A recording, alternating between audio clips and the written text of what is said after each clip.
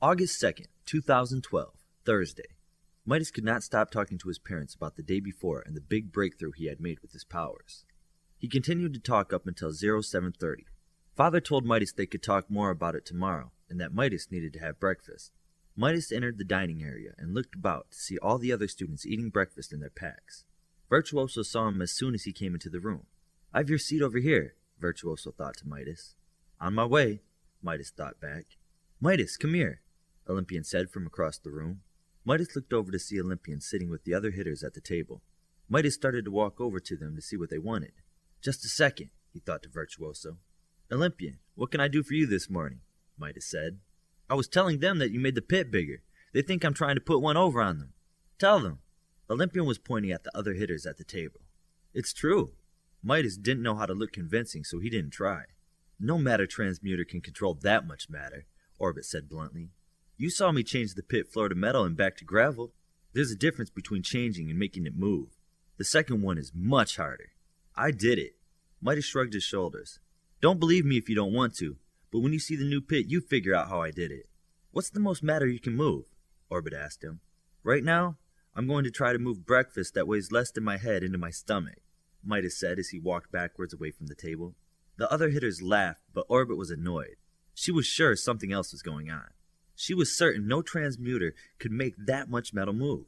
"You're not making friends," Virtuoso said as Midas sat down. "She thinks I'm lying about what I can do. If I was going to lie, I would have a glamorous power like something other than matter transmuting." Midas noticed Bioforce and she away from the others talking and laughing. "I didn't know Bioforce was such a happy girl." "She can hear you," Virtuoso thought to Midas. "Is she listening?" "No, but she can start at any time. And yes, Bioforce is usually happy according to her memories. She's just been down since she had to leave her parents to come here. Finding a good friend seems to be helping. They're good friends now? She overheard us about first healer, and somehow she knew she would be first stealth. She thinks that they'll both be picked for first team. Unless the coach already has special recruitment for someone else, or they've been special recruited by another coach," Virtuoso thought. "So she is just being buddies because of that?" "At first, maybe, but she needed a friend just as badly as Bioforce. Their thoughts show they really like each other and are forming a bond. Maybe you shouldn't do that so much." "Do what? Oh, eavesdropping? It's an invasion of privacy, I know. It's just they're so loud," she thought back to him with a snicker. "That's getting to be an old excuse," he said. "Well, you use it with hearing. I can use it with thoughts. What do they have you doing today?" "IQ test till lunch, flight challenges for those who can fly, then firing range challenges and secrets training after dinner." "Can't wait till secrets training is over. I want to call home so bad," Virtuoso said. "Can't you just think home?" "Yes, and I did. My father reprimanded me for breaking the rules. If I do it again, he'll go ballistic." "I have to find a way to talk to Robert today about my powers," Midas said. "Talk to Coach Hansen. She can get a call through to him for you. Just tell her you have some questions about your powers only he can answer. You read her mind about me?" "I make no apologies for knowing as much about everything as I can," she said. Soon, Coach Hansen came into the room and told all the Track 2 students to follow her. Midas was quick to ask her to get a hold of Robert. He told her it was important. "Wait here and I'll get him on the line," Coach Hansen told Midas. Midas ordered some dessert to follow his breakfast. In a little while, a bot came to him with the earpiece. "Midas, there is a call for you," the bot said. "Thank you." Midas fumbled with the earpiece and wrangled it into his ear as soon as he could. "Hello? Hello, Midas. This is Robert. What's going on? You okay?" Robert's voice was groggy. "Did you just wake up? I'm in a different time zone. You needed something?" "Yeah. When you made that piece of gold turn into a cube. That's just normal, right? I mean, what you did is all part of being a transmuter," asked Midas. "Most transmuters can't do it. I'm also telekinetic, remember? Why? Have you been trying to do that?" "I did do it." "Really? It took me till my second year to do that," Robert said. "Something else I wanted to ask you. How much matter can you transmute?" Robert paused for a while before answering. "I can transmute no more than 60 tons of matter." 60? Then how did I do so much? "I don't know. That's probably why you were brought to Alpha so quick. Is that it? One more thing.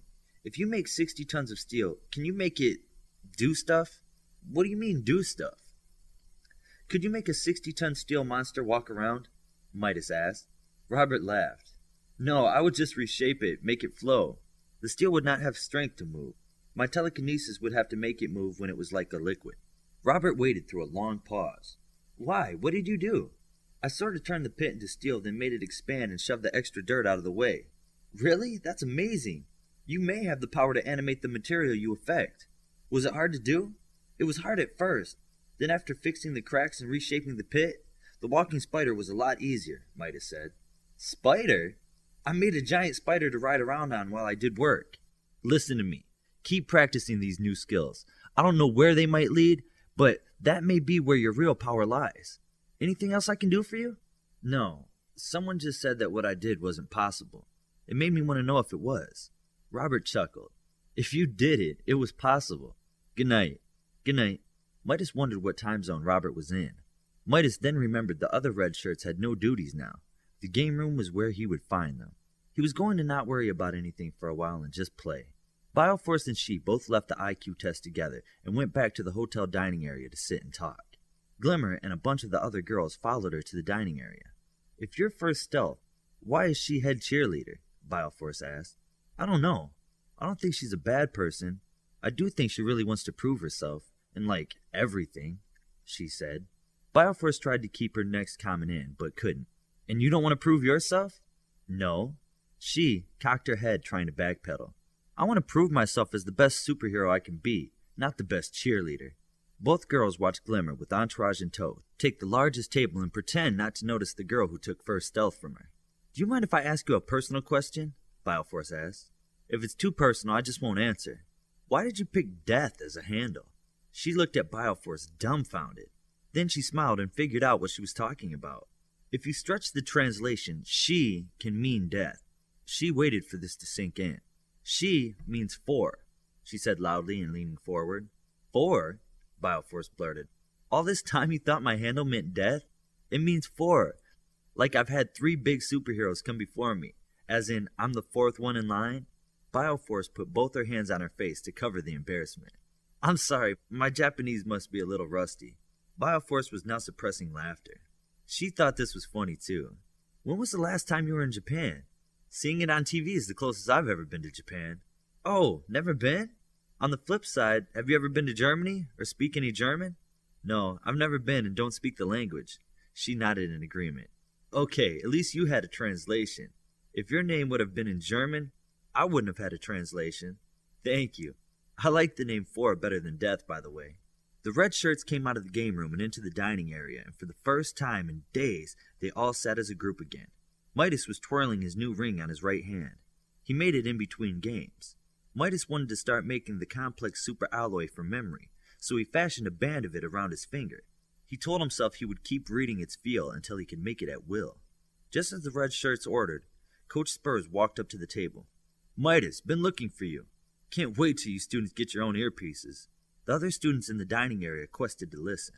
What's going on? Midas asked. The bots are running into trouble getting the last of the obstacles for the flight challenges after lunch. After the new pit you made last night, this is right up your alley. Okay, do I have time for lunch? I'll have a bot deliver it. Come on. Coach Spurs then walked back to the kitchen. You're in big demand, IQ said. Yeah, but at this rate I won't be on an alpha team. I'll be on a construction team, Midas said. The joke didn't really go anywhere. Coach Spurs came back and quickly hustled Midas off to destinations unknown.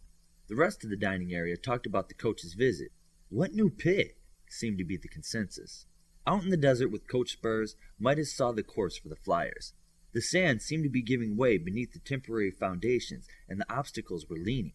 You just need me to straighten these up? Midas asked, surprised. Yes, and the other ones. Coach Spurs pointed way out into the desert.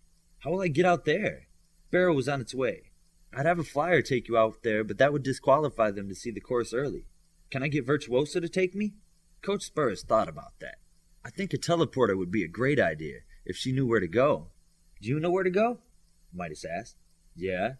Coach Spurs wondered where the boy was going with this. She can see in your head where to go, and then teleport me there, simple and quick. Okay, I'll have someone let her know we need her. In the meantime, look at this diagram. This is what the course is supposed to look like. Midas looked over the diagrams and notes. Coach Spurs put his earpiece to use and started to let everyone know to find Virtuoso. Coach Hansen arrived in a Sparrow a few minutes later as Midas was finishing up with his reading. Coach, what kind of medal is this you gave me? Midas showed his ring.